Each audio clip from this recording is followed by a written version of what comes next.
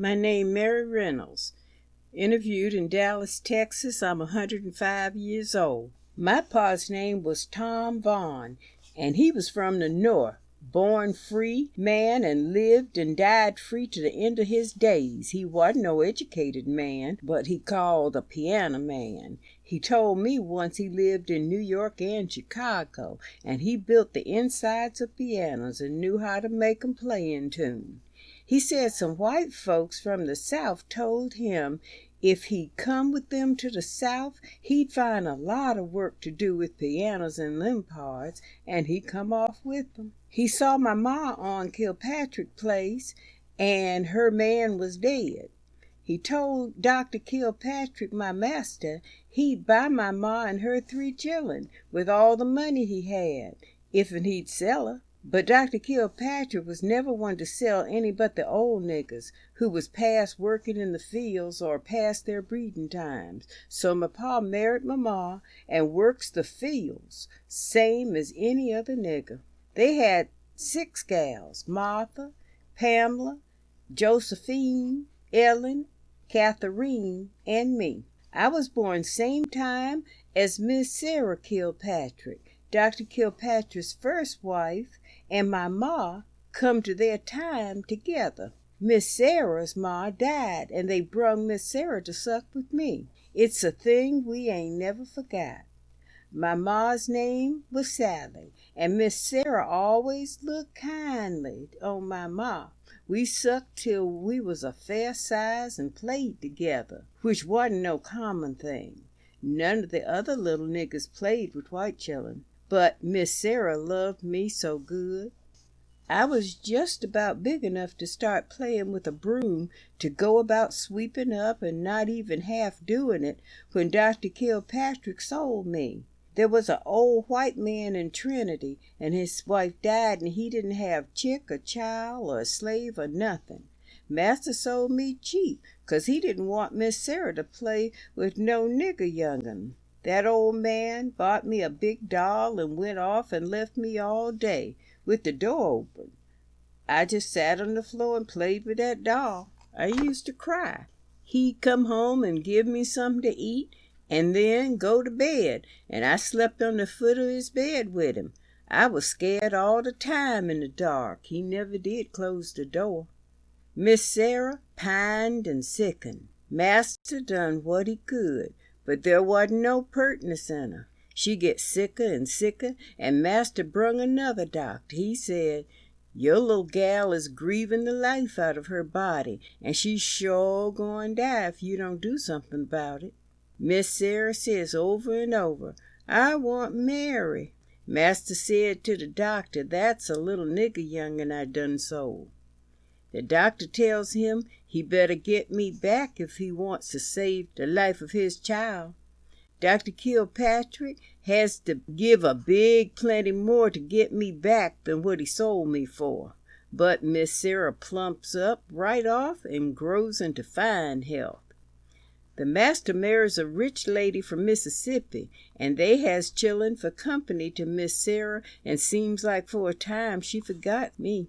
Massa Kilpatrick was no piddling man. He was a man of plenty. He had a big house with no more style to it than a crib, but it could room plenty of people. He was a medicine doctor, and there were rooms in the second story for sick folks what come to lay in. It would take 2 days to go all over the land he owned. He had cattle and stock and sheep, and more than 100 slaves and more besides. He bought the best of niggers near every time the speculators come that way. He'd make a swap of the old ones and give money for young ones what could work. He raised cotton and corn and cane and taters and goose and other feedings for the niggers. I remember I held a hoe handle mighty unsteady when they put an old woman to learn me and some other children to scrape the fields. That old woman would be in a frantic. She'd show me and then turn about to show some other little nigger, and I'd have the young corn cut clean to the grass. She said, "For the love of God, you better learn it right, or Solomon will beat the breath out of your body." Old man Solomon was the nigger driver. Slavery was the worst days was ever seed in the world. They was things past telling, but I got the scars on my old body to show to this day. I seed worse than what happened to me. I seed them put the men and women in the stock with their hands screwed down through holes in the board, and their feet tied together, and they naked behinds to the world. Solomon the overseer beat them with a big whip, and master looked on. The niggers better not stop in the fields when they hear them yelling. They cut the flesh most to the bones, and when they taken some of them out of stock and put them on the bed, they never got up again.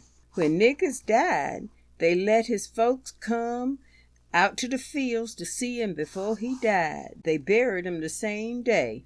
Take a big plank and bust it with an axe in the middle enough to bend it back, and put the dead nigger in betwixt it. They cart them down to the graveyard on the place, and not bury them deep enough that buzzards wouldn't come circling round. Niggers mourns now, but in them days they want no time for mourning. The conch shell blowed afore daylight, and all hands better get out for roll call or Solomon bust the door down and get. It was hard work. Get beatings and half fed. They brung the victuals and water to the field on a slide, pulled by an old mule.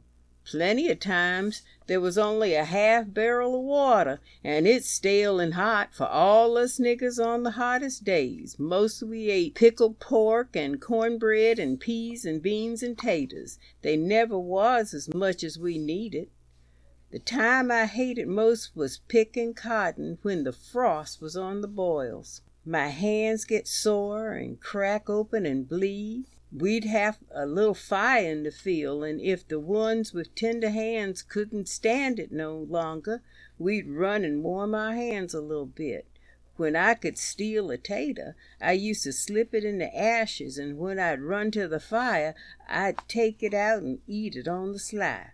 In the cabins it was nice and warm. They was built by pine boarding, and there was one long row of them up the hill back of the big house. Near one side of the cabins was a fireplace. They bring in 2 or 3 big logs and put it on the fire, and they last near a week. The beds was made out of puncheon fitted in holes, bored in the wall, and planks laid across them poles. They had ticking mattresses filled with corn shucks. Sometimes the men built chairs at night. We didn't know much about having nothing, though. Sometimes master let niggers have a little patch. They'd raise taters or goobers. They liked to have them to help fill out on the victuals. Taters roasted in the ashes was the best tasting eating I ever had.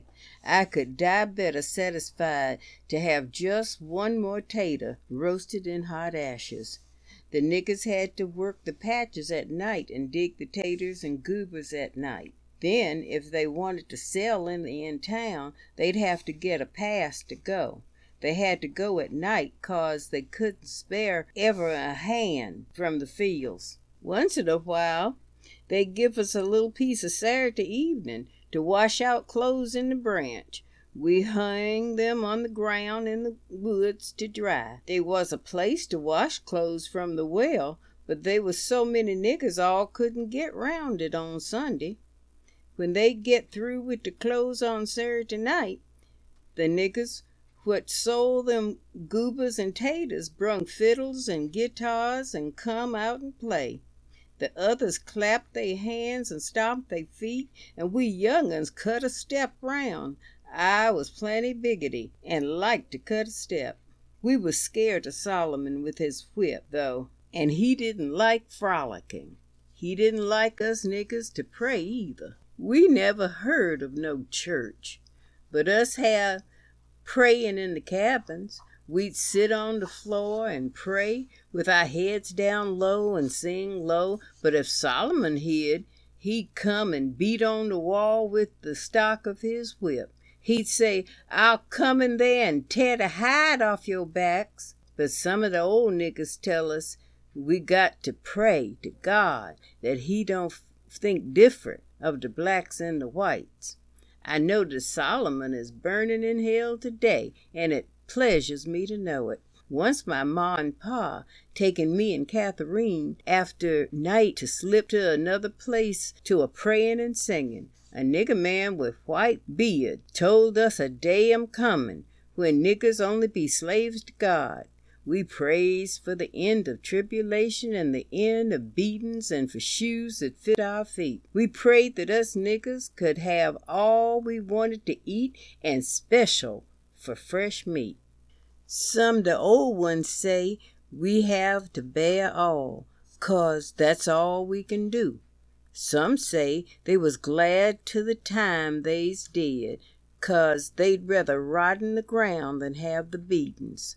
What I hated most was when they'd beat me and I didn't know what they were beating me for, and I hated them stripping me naked as the day I was born. When we's coming back from that prayin', I thought I heard the nigger dogs and somebody on horseback. I say, Ma, isn't that nigger hounds, and they'll eat us up. You could hear them old hounds and sluts a baying.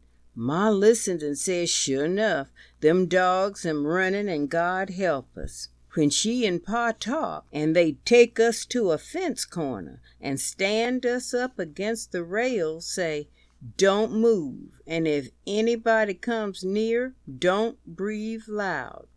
They went to the woods so the hounds chased them and not get us. Me and Catherine stood there holding hands, shaking so we could hardly stand. We hears the hounds come nearer, but we don't move. They goes after Pa and Ma, but they circle round to the cabins and gets in. Ma says it's the power of God.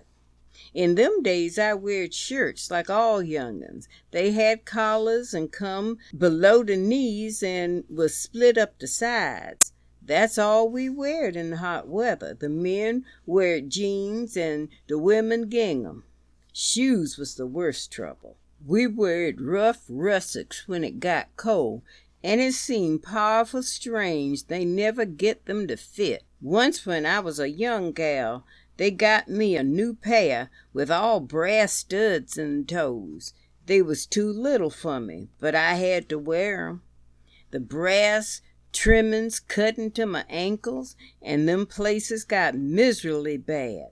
I rubbed tallow in them sore places and wrapped rags round them, and my sores got worser and worser. The scabs are there to this day. I wasn't sick much, though. Some of the niggers had chills and fever a lot, but they hadn't discovered so many diseases then as now. Dr. Kilpatrick gives sickness of ice pack, asphyr, and oil and turpentine and black fever pills. There was a cabin called the spinning house, and 2 looms and 2 spinning wheels going all the time, and 2 nigger women sewing all the time. It took plenty sewing to make all the things for a place so big. Once Master goes to Baton Rouge and brings back a yeller gal dressed in fine style. She was a seamster nigger. He builds her a house away from the quarters, and she done fine sewing for the whites. Us niggers knowed the doctor took a black woman quick as he did a white, and took any on his place he wanted, and he took 'em often. But mostly the children born on the place looked like niggers. Aunt Cheney always said 4 of hers was masters, but he didn't give no mind to 'em. But this yaller gal breeds so fast and gets a mess of white young'uns. She learned them fine manners and combs out they hair. Once 2 of them goes down the hill to the doll house where the Kilpatrick children was playing. They wants to go in the doll house, and one of the Kilpatrick boys said, that's for white children. They say, we ain't no niggers, 'cause we got the same daddy you has, and he comes to see us nearly every day and fetches us clothes and brings from town. They is Fussin' and Missy Kilpatrick, is listening out her chamber when she heard the white niggers say, he is our daddy, and we call him daddy when he comes to our house to see our mama. When master come home that evening, his wife hardly say nothing to him, and he asked her what the matter, and she tells him, since you ask me, I'm studying in my mind about them white young'uns of that yellow nigger wench from Baton Rouge. He says, now, honey, I fetches that gal just for you, 'cause she a fine seamster. She say, it look kinda funny. They got the same kinda hair and eyes as my chillun. They got a nose look like yours. He said, honey, you just payin' attention to talk a little chillun that ain't got no mind to what they say. She said, over in Mississippi I got a home and plenty with my daddy, and I got that in my mind. Well, she didn't ever leave, and master bought her a fine new span of Surrey horses, but she didn't never have no more chillun, and she ain't so cordial with the master. Margaret, the yellow gal, has more white chilluns, but they don't never go down the hill no more to the big house. Aunt Cheney was just out of bed with a suckling baby one time, and she ran away. Some say that was another baby of master's breeding. She didn't come to the house to nurse her baby, so they missed her. Old Solomon gets the nigger hounds and takes her trail.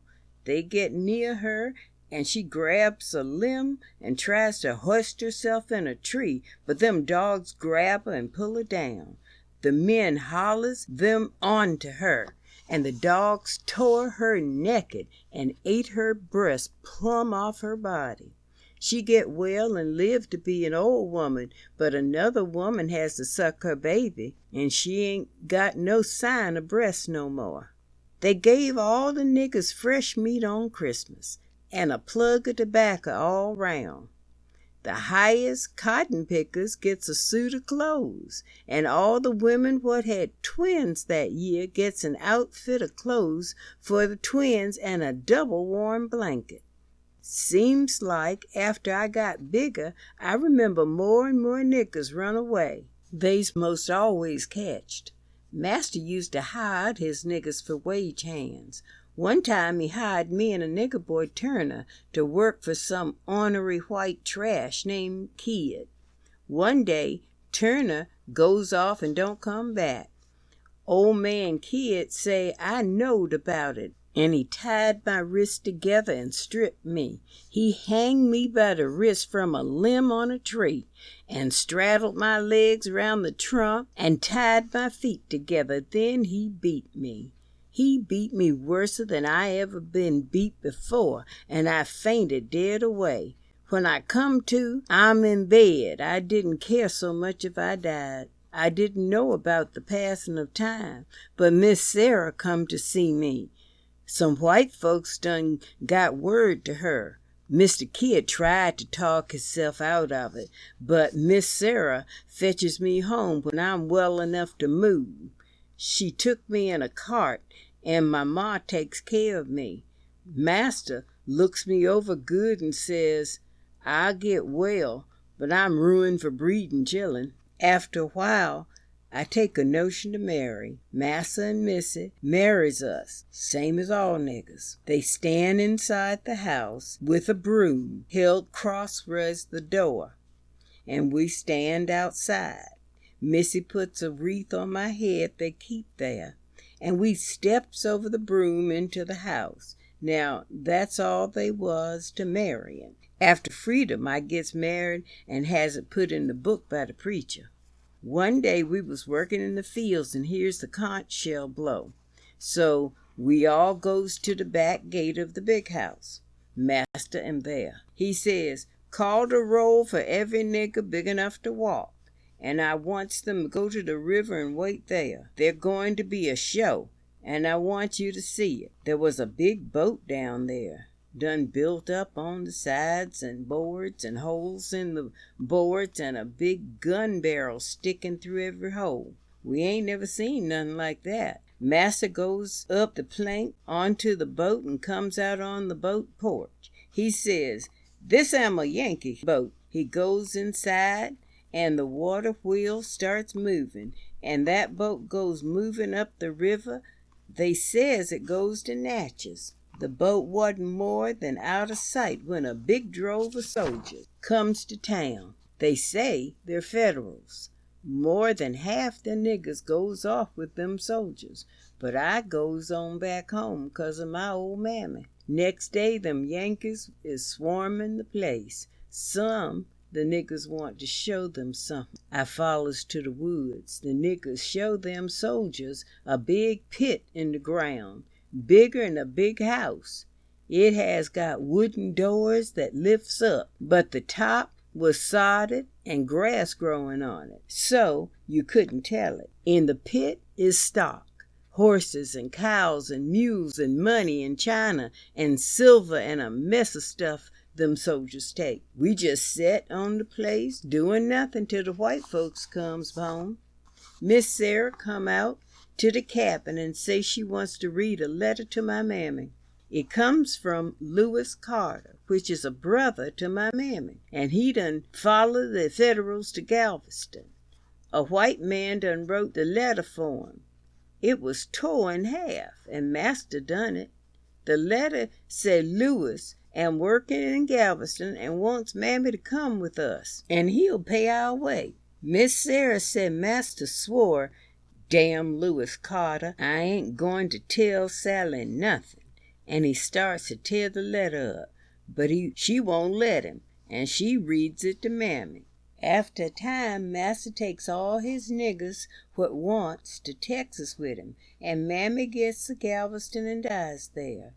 I goes with Master to Tennessee colony and then to Navasota. Miss Sarah marries Mr. T. Coleman and goes to El Paso. She wrote and told me to come to her, and I always meant to go. My husband and me farmed around for times, and then I done housework and cooking for several years. I come to Dallas and cooked 7 years for one white family. My husband died years ago.